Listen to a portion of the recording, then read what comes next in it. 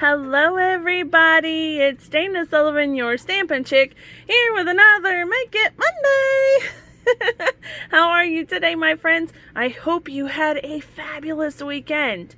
It was a very nice weekend here in East Tennessee. The weather's a bit on the toasty side, but the evenings are nice and beautiful and perfect for sitting on the porch looking at the stars. Oh, one of the things I love about East Tennessee.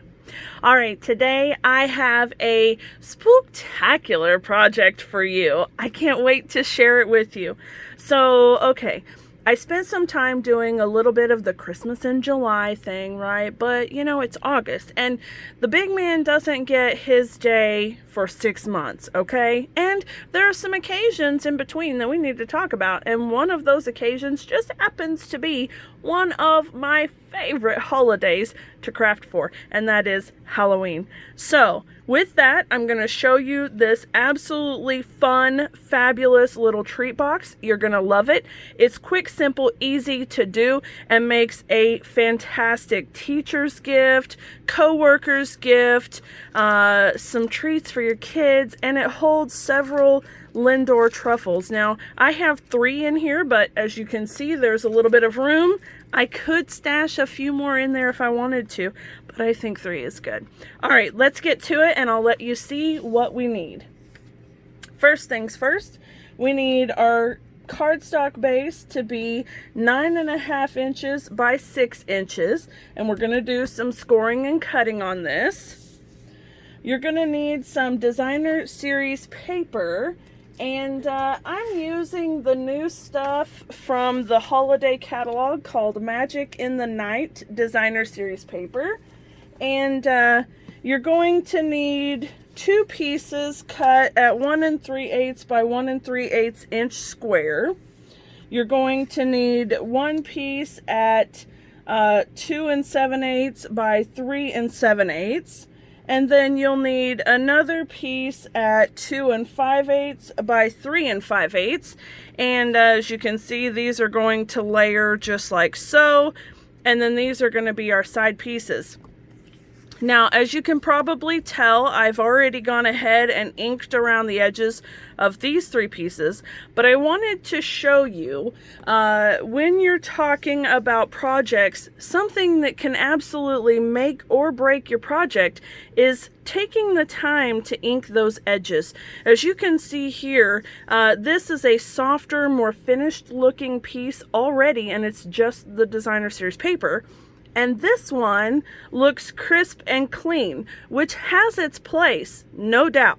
But when it comes to something like this project, it works really well to have the edges inked up so that everything kind of flows together. All right.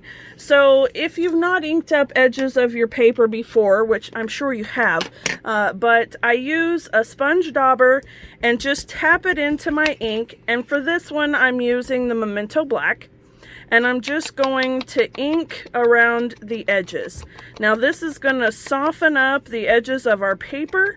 It's going to make it look a little more finished, and it's going to help it flow together on our project really nicely. All right, plus with designer series paper, it kind of has this white edge. So for a dark Halloween project, we're going to be able to cover that up a little bit too, so that it's not quite so stark. And there we go. Beautiful. All right, I'm going to set this off to the side for just a second.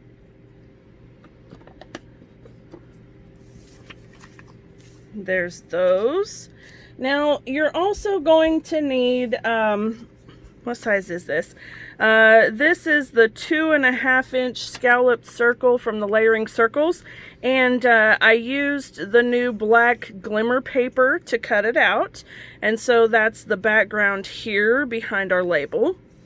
And then the stitched shapes is 2 3/8 inches, and this is pumpkin pie orange. And I'm going to bring in the ink and dauber again. I didn't do it on this one, but I wanted to be able to show you a comparison of the two.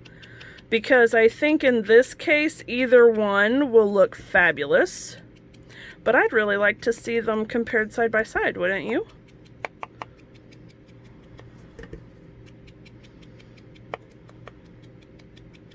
There we go. All right. Then I've also used a scrap of Blackberry Bliss cardstock, and I stamped and die cut the bats from the new stamp set. And that stamp set is the Hallows Night Magic Stamp and Die Bundle. So let me just show you here. It's these guys right here. It's very pretty. It's got some really nice detail. And I've done some embossing with it already too, and it is gorgeous. Oh, it's awesome. And this right here is actually a label. In fact, I have one cut.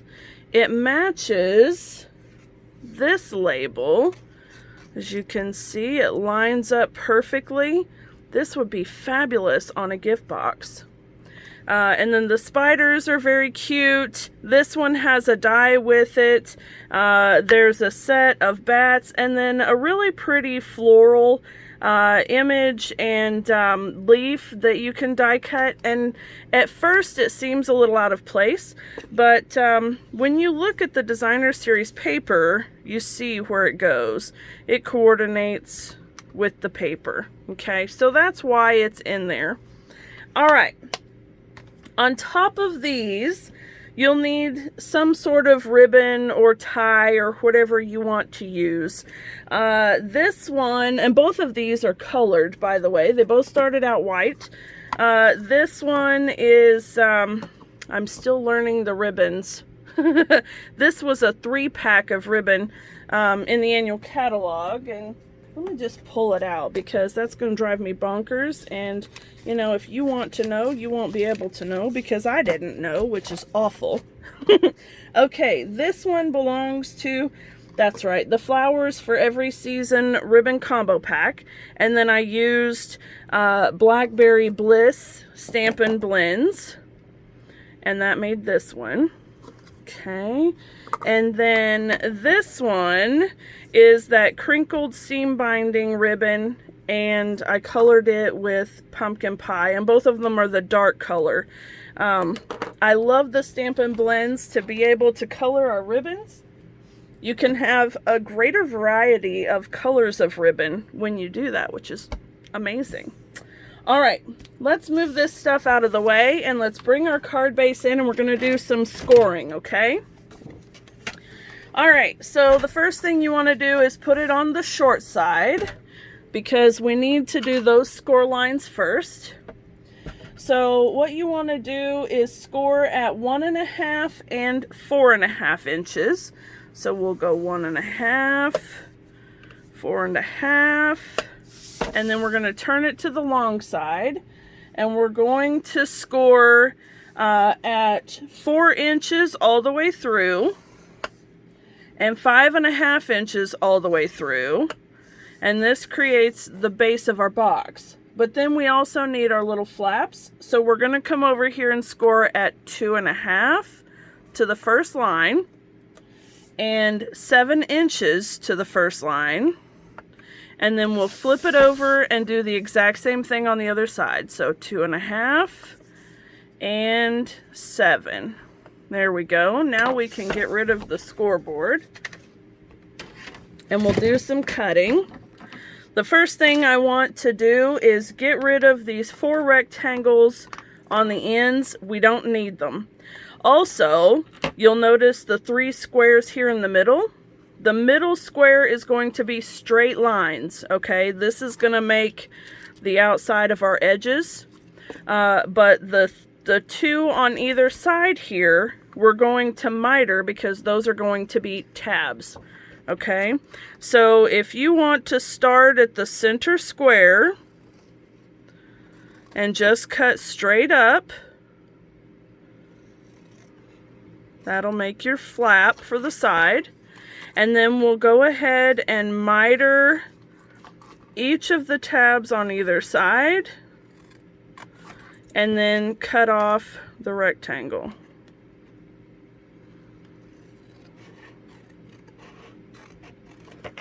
Okay, just like so. And then we'll do the same thing on this side. And then we're just going to mirror the exact same thing on the other side of the paper.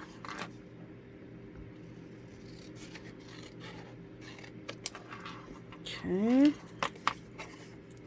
So now we'll go up the center on either side of that middle square. Just like that. Make our flaps.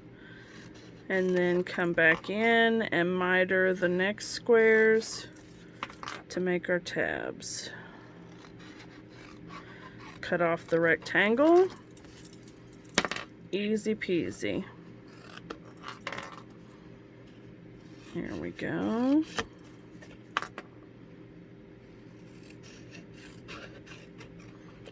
Just like that. Alright, now let's get those out of the way. Now we're left with this. Okay, so now because we're making a box, of course, you know what I say, you really want to burnish those edges really good so that they're nice and crisp.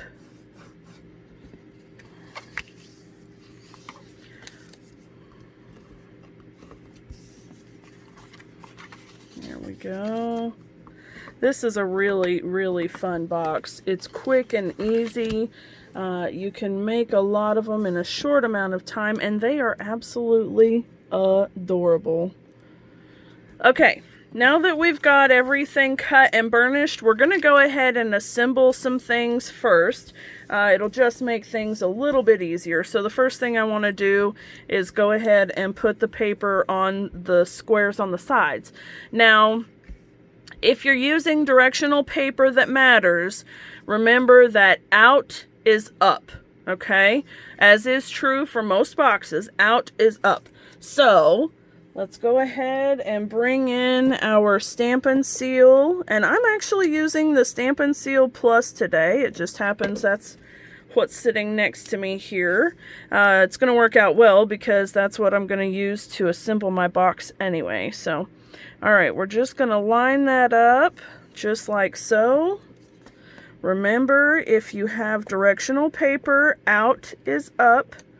So if you have it that it needs to be a certain way, you want to make sure that it's pointed out. And that way, once you've assembled your box, it'll be pointed upright as well. There we go. Okay, now for these ones, they actually layer together just like this. So we're going to do that now. And this paper is so pretty. It was really hard to decide which paper I wanted to use for the layers because I don't want to cover anything up. They're all fabulous. Alright, there we go. And see how when you have the edges inked up, it just kind of flows into your cardstock, which really makes it look like it's well finished.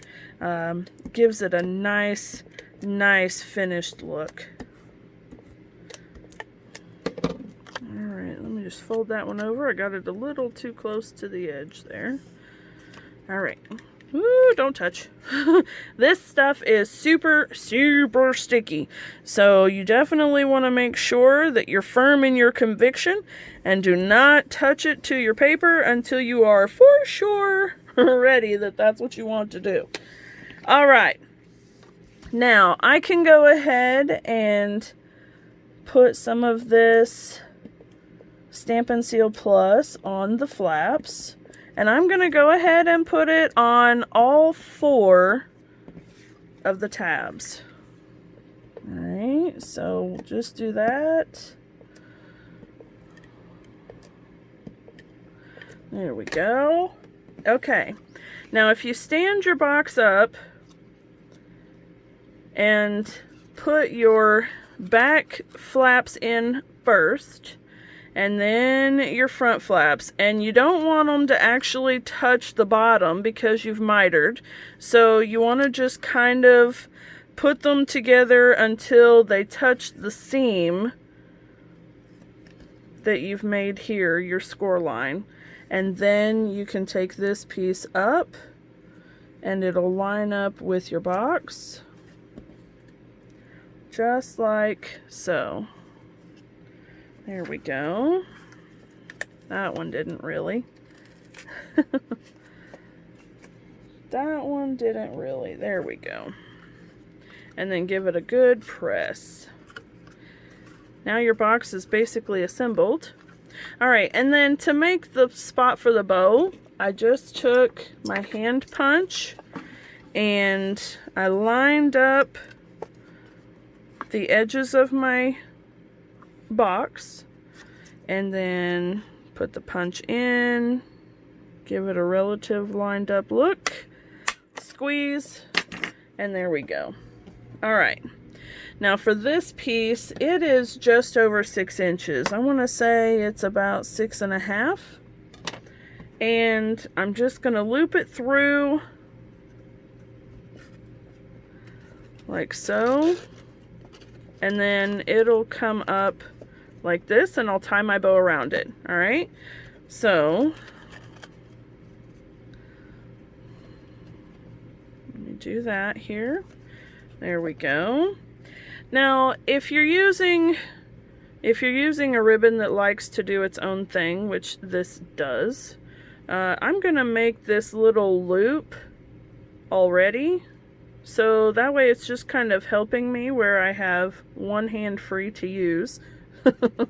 I can easily do this and then cinch it up. So either way you do it, if you're able to hold it, I struggle with that.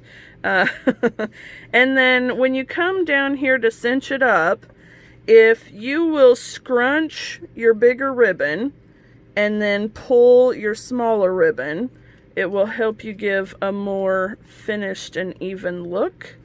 And then of course you can play with it and tweak it and tug and pull and whatever until you're satisfied with it. Alright, and then we'll just tie this into a bow.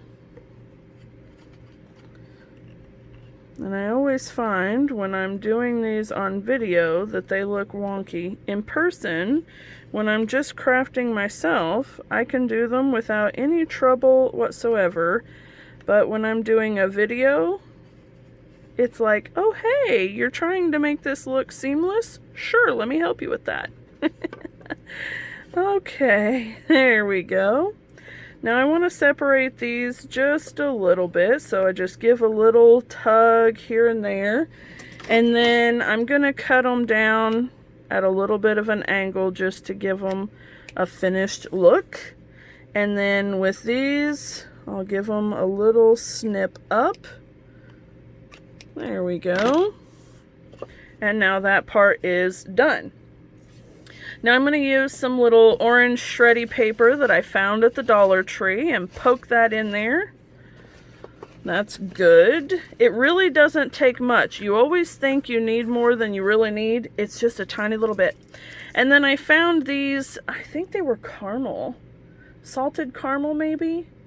Caramel sea salt. Yes, that's what they are. Anyway, I thought they matched the pretty peacock pretty well. So I'm going to use that one for this treat holder.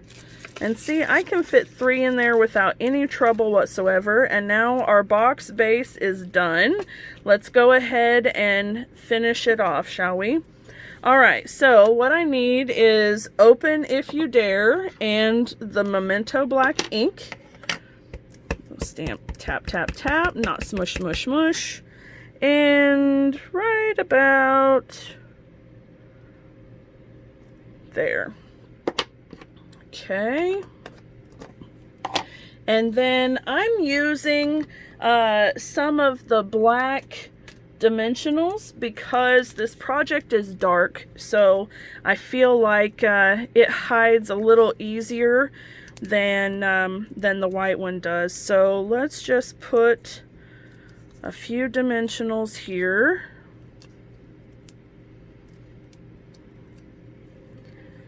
Here we go. And we'll wind it up best we can. I love just that little bit of sparkle. It really does make a difference in the project. It really, really does. It's amazing.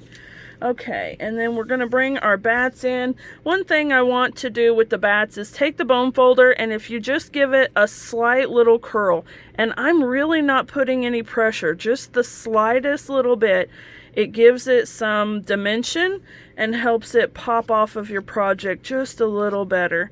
Now, of course, if you put a little more pressure, you get some more curve. Like you can see here, I've used a bit more pressure than I did here.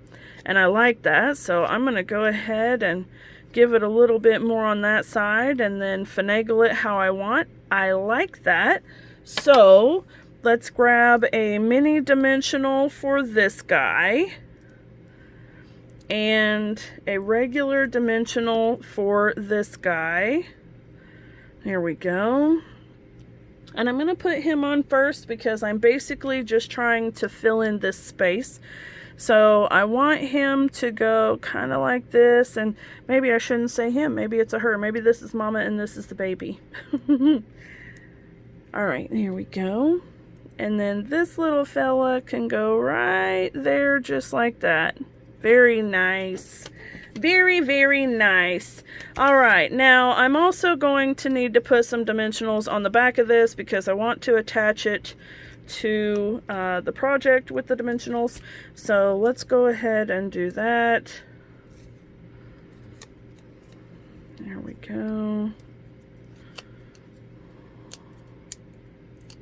I told you this project is super, super simple and easy. It's a lot of fun, very cute, and super easy. I love, love super easy projects. All right, let's push the dimensionals on there. And now we're good. All right, and then the last thing we need to do is just put on some bling just to give it a little something something. And you can already see the difference between the oh my goodness, the sponged edges on this one versus this one.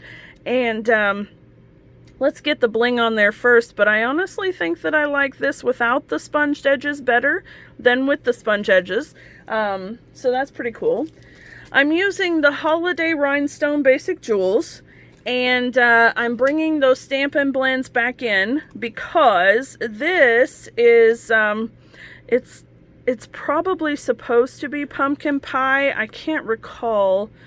But it looks a little bit too yellow, like a mango melody or something. And so I've just taken the pumpkin pie blend, and I've gone over the top of the gems just like so and made it a little bit darker.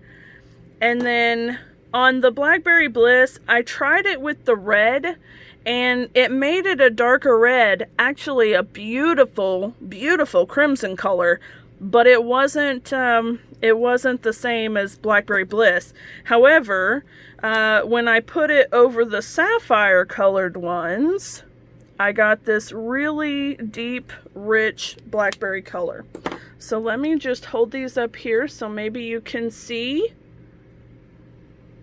Alright, so here are the blackberry ones and here are the sapphire.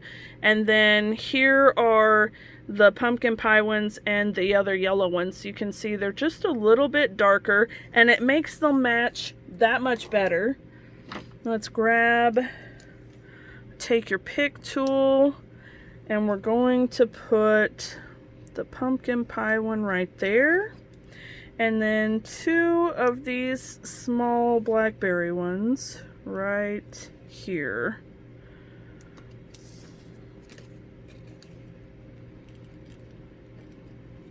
There we go. All right, there we have it. You know, I really do like this side without the sponged edging on the tag. I think that's very cool. I like that it helps it stand out. But you can see now side by side how one side makes it stay stark and fresh and clean looking, and the other side softens it up a bit and blends it in a little. So that's really cool. I like the side-by-side look. So all right, friends, there you have it. I hope that you have enjoyed today's project. Try it out. Of course, you can use this same design for literally any theme you could possibly need or want. So this would make a great little birthday treat, or a just because, an anniversary, or little wedding favors even. Oh, this would be a great size for wedding favors. Anyway, I think it could probably hold a really cute bar of soap in here as well. Certainly a couple of little votive candles. And anyway, just to give you a reference on the size, let's see. You could even put a couple of bottles of nail polish in there as well. What a great idea. All right, well, anyway, there you go, friends. I hope you've enjoyed it. Have a wonderful, wonderful day. Make sure that you visit my website, danasullivan.stampinup.net, if you'd like to purchase any of the supplies. And check out my blog, stampinchicktn.blogspot.com, for the measurements and instructions for this project, as well as a lot of others. And if you're not already subscribed, go down there and click that subscribe button, and I'll see you next time. Bye for now.